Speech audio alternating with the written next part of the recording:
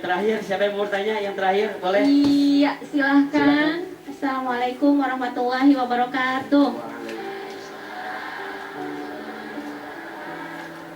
Perkenalkan, nama saya Siti Masito.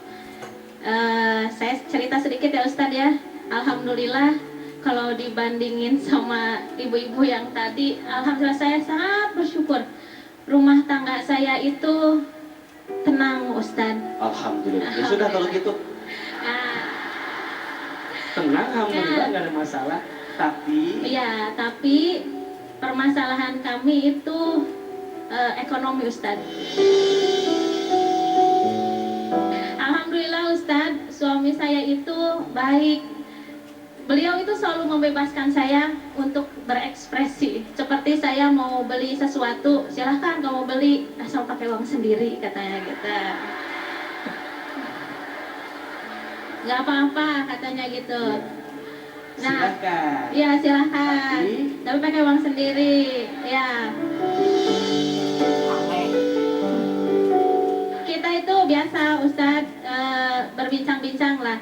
Saya tidak tahu, tiba-tiba dia mengeluarkan statement, kata dia, kamu belanja terus nggak pernah izin sama saya, katanya gitu. Kamu kenapa belanja terus nggak izin sama saya? Kan saya belanjanya pakai uang saya sendiri, gitu.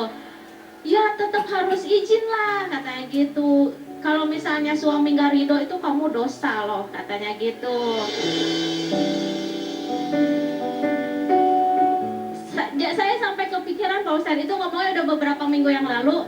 Saya selalu kepikiran, apa benar ya saya itu jadi istri yang durhaka. Perasaan saya itu belanja pakai uang sendiri, dan dia pun sebelum-sebelumnya sudah mengizinkan gitu, silakan aja mau beli apapun asal kamu pakai uang sendiri gitu.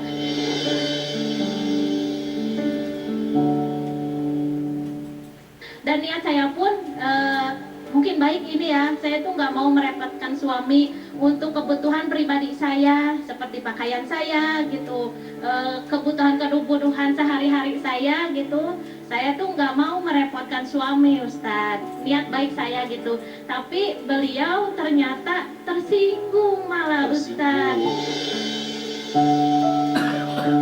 Nah, yang mau saya tanyakan pertama, apa hukumnya istri belanja dengan uang hasil kerjanya sendiri tanpa izin suami? Emang ibu beli apa?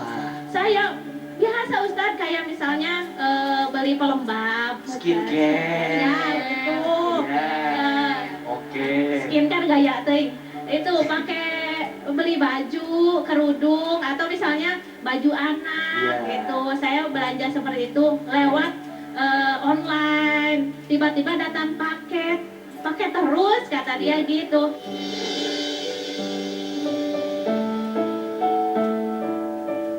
Kan saya nggak minta uangnya, kata saya bayar sendiri. Oh, beliau malahan ternyata saya baru tahu setelah pembicaraan itu, ternyata beliau nggak suka, iya hatinya. Nah, saya kepikiran, ya Allah, kalau seperti ini apakah saya berdosa menyakiti hati suami saya? Soalnya kan saya nggak tahu Ustadz.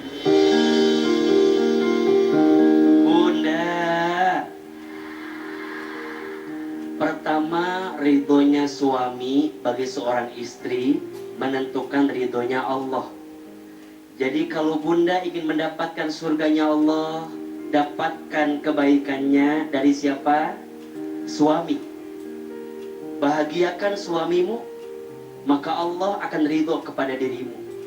Dan ingat, pintu surga seorang istri itu ada pada suami. Sekarang pertanyaannya, apakah harus semua izin sama suami? Jawabannya tergantung. Tapi jika kemudian suami ngerasa harus izin pada hal-hal yang sepele, ya sudah, bunda izin aja. Kan tidak mempengaruhi apa-apa kan? Tapi juga bukan berarti suami mohon maaf. Jangan gara-gara sesuatu yang sederhana harus jadi permasalahan yang dibesarkan. Ini yang sering terjadi di rumah tangga. Kalau kata guru saya, di rumah tangga teh suka ketuker cicak sama buaya. Gimana maksudnya? Urusan kecil dibesar-besarkan, kadang urusan besar disepelekan. Tadi istri gara-gara belanja online, masa harus marah? Masa harus sakit hati? Apalagi mohon maaf, ini uangnya juga uang siapa? Uang istri. Atau minimal ngasih uang enggak? Betul enggak? Masa harus marah juga gara-gara urusan itu? Tapi juga ibu, kalau suami ngerasa harusnya kamu izin, bilang aja, baik ayah, mulai besok kalau aku mau beli sesuatu, aku izin dulu sama kamu ya. Dan beliau bilang, misalnya, iya tapi aku langsung keranjang kuningnya aku hapus aja kesel sama suami aku.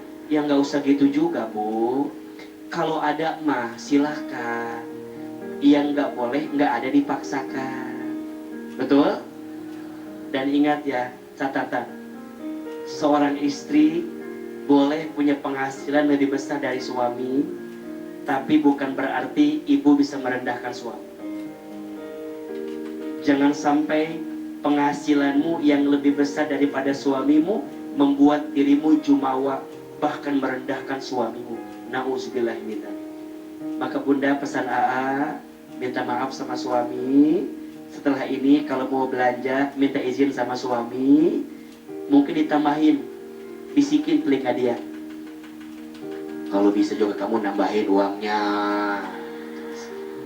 Nah maka nanti pertanyaan kedua AA, apakah sikap saya seperti ini yang berpengaruh terhadap ekonomi keluarga? Jawabannya boleh jadi. Salah satunya, rumah tangga yang sering bertengkar akan mempersempit rezeki. Maka di rumah tangga, belajar minta maaf kalau menyakiti, belajar memaafkan kalau disakiti. Jangan biarkan konflik terus hadir di rumah tangga, karena hati yang sempit karena masalah di rumah tangga juga jadi faktor sempitnya rezeki di rumah tangga. Saling memaafkan, saling menghormati, saling menghargai. Semoga Allah berikan rezeki terbaik untuk rumah tangga kita. Amin ya Rabbal Alamin.